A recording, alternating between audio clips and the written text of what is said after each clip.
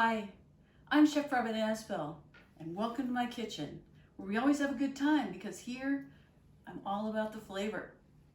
So do you know the expression, easy as pie? Of course, easy as pie. But when you're thinking about making an apple pie, do you maybe have a little bit of anxiety? Well, I'm here today to alleviate all of your pie anxieties. I'm going to show you how to make a foolproof apple pie, something that will come out right the first time without a lot of fussing and fooling around, because I've come up with a hack, as it were, for making that all happen. So what is tricky about a pie? Well, when you think about it, an apple pie is 4 things. It's a bottom crust, it's fruit, it's the juice around the fruit, and then it's the top crust. So if all 4 of those things aren't happening at the same time frame, you're gonna end up with something overdone, something underdone. So you're always, in my experience, trying to get the fruit to get cooked all the way through without the crust getting too brown. So the way we avoid that completely is we're going to saute the filling. Yes, we're going to make sure the apples are cooked enough so that when it goes into the pie, all you're really worrying about is the 2 other parts, the bottom crust and the top crust. Yes, the filling's going to continue to cook, but we're going to have a pie that's guaranteed to be really well baked. So to start, I'm going to show you how to peel and slice some apples.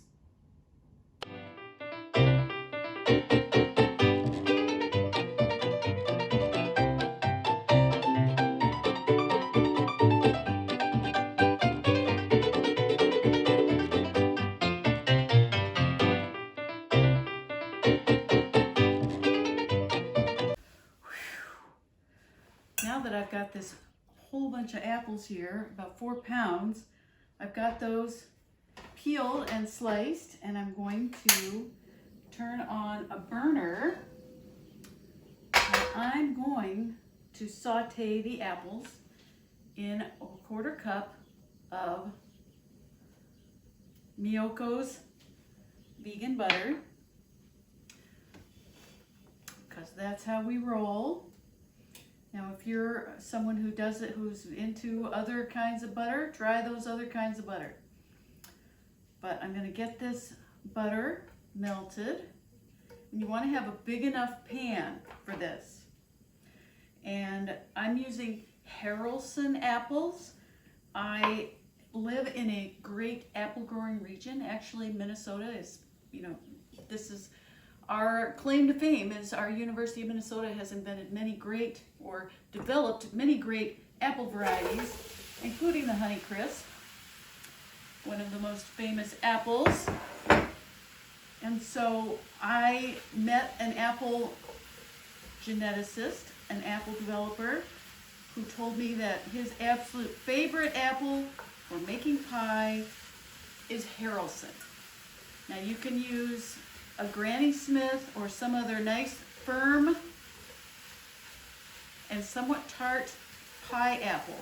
What you want to be careful is you don't want to buy, say, a Red Delish or another kind of pie, of non-pie apple. So you want, a pie apple is one that's tart, it has a relatively firm texture that doesn't dissolve in the pie, and it's got a balanced flavor toward the tart. Some sweetness is good. So I've got my timer set for 8 minutes, and that's how long I'm going to saute these apples. Now once they are coated with all that beautiful butter, I'm going to sprinkle 3/4 of a cup of organic sugar.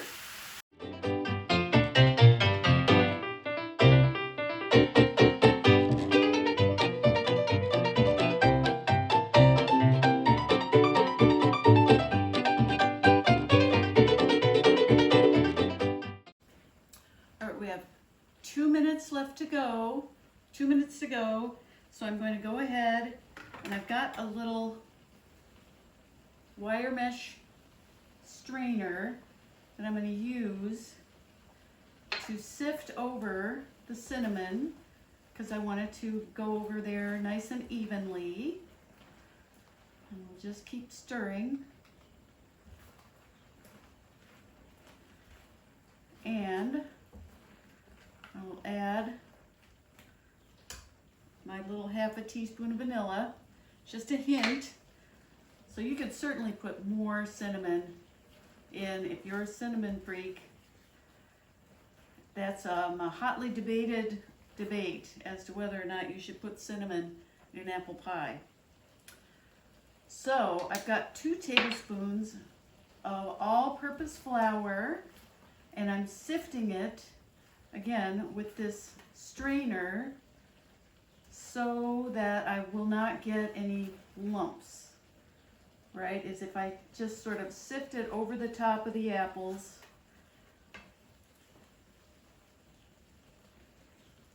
It will coat them and then cook in with those juices, right? So there's the fruit and then there's the juices.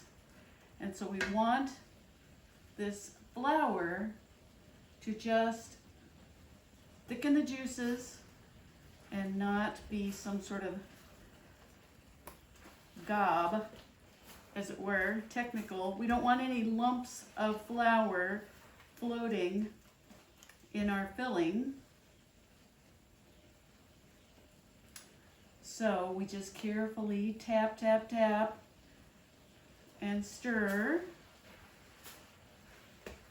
And you can see this last 2 minutes, the filling is getting thicker and thicker. So we're basically making apple pie filling from your beautiful organic apples.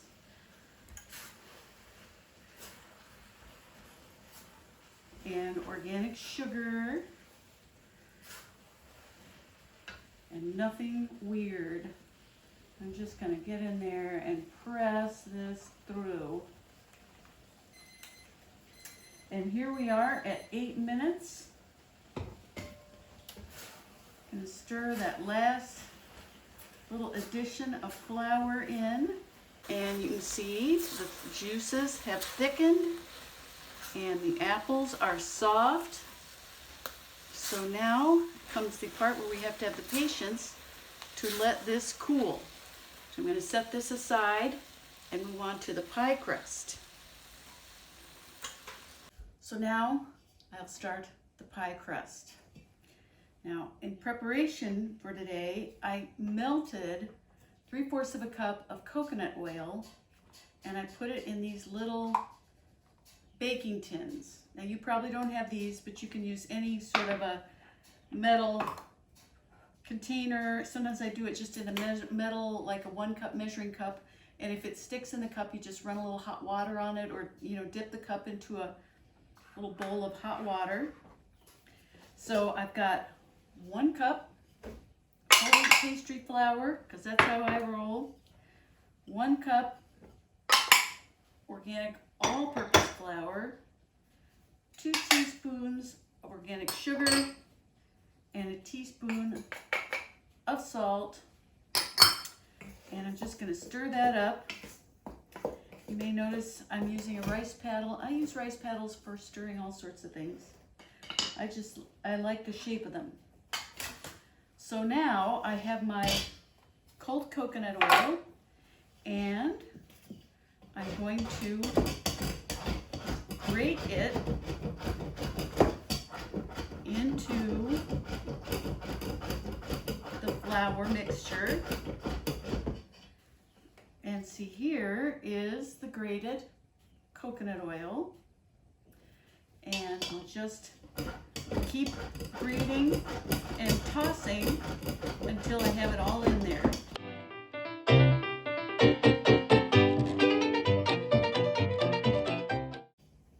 After grating the coconut oil, I have here enough to make 2 pie crusts. I have 3/4 of a cup of water with ice cubes added, and I'm going to fluff this with a fork as I pour this in because that's how you get the water evenly over the flour mixture. Now I'm not putting every bit in. I'm leaving some behind, and that's when you've got to get in there with your hands and start pressing. Now the whole thing with a pie crust is we don't want to stimulate the gluten. That would make it tough. So you can see there's some dry flour down in the bottom. I'm drizzling in some more water. We don't want a tough pie crust, so we're just really pressing it, kind of compressing it in my hand to get the flour moistened, and it feels good. There's just a little bit of flour down in the bottom there. I'm going to drizzle in a little bit more water, so I maybe left behind a tablespoon of that, 3/4 of a cup. Now I'm going to shape this into 2 pie dough rounds. And yeah, it's not 100% mixed, but that's okay because I'm going to put it in the refrigerator for at least 2 hours, possibly overnight. And you might say, we don't have that kind of time. No, we don't. That's why I have some here already made. So I'm going to put a little flour down and get these little guys into a bag. So these were made yesterday and mixed up and chilled, and they've had time for the flour to completely hydrate as it sat there.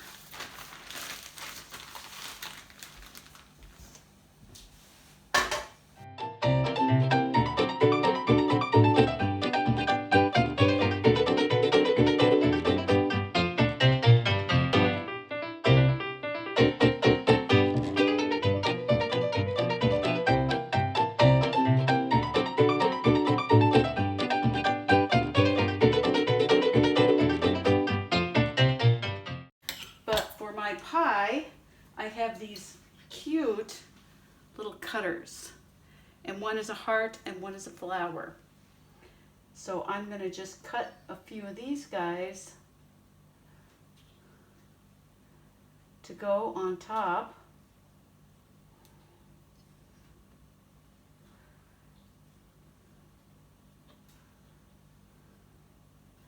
And then the rest of the pie dough I will cut into crackers. I'm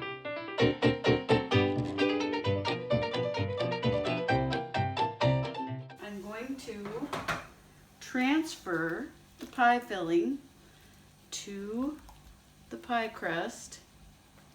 And I know that looked like a lot of pie filling. That looked like a lot of apples. But see how they have shrunk down and are going to fit just fine in the pie. And I can spread them out and make sure I get all that lovely juice.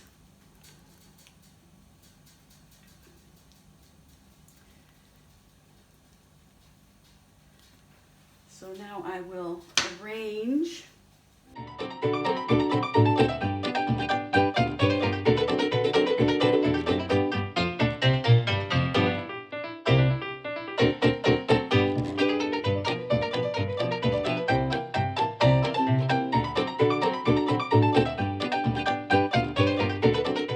We've got our lovely pie, and I'm going to brush the top with just a little whisper of almond milk, and then I'm going to sprinkle it with this turbinado sugar, right? That lovely crystalline sugar. Just cover it up with that. Tablespoon or two. And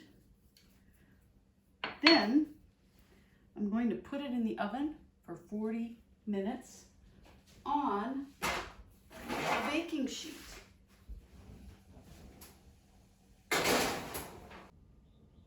Welcome back to my kitchen where, of course, it's all about the flavor. Now here is our beautiful apple pie. Exactly as we said, 40 minutes.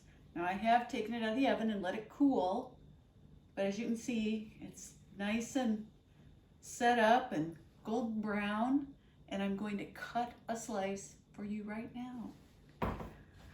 I wish you were here. It's still warm, but it's cooled enough that we can serve it. So here we go. If you have pie anxiety, you can make this delicious pie.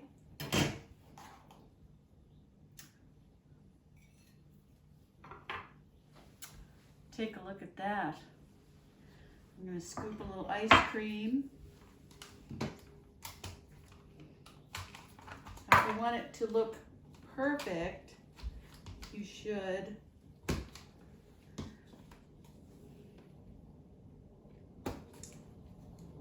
refrigerate the pie. But we have this beautiful, warm, fragrant pie.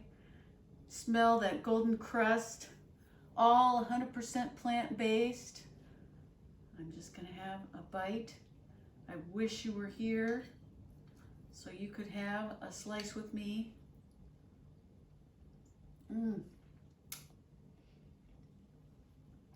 Just exactly what we wanted.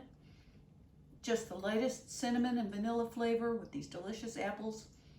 They're just tender enough, but not mushy. And the crust is done. Top crust, yes, top crust, beautiful, golden, crunchy. Bottom crust, not soggy, cooked all the way through. Juices, thickened, fruit cooked. The 4 elements of a good piece of pie, successfully, in a very simple and easy way. So, here's to making a pie.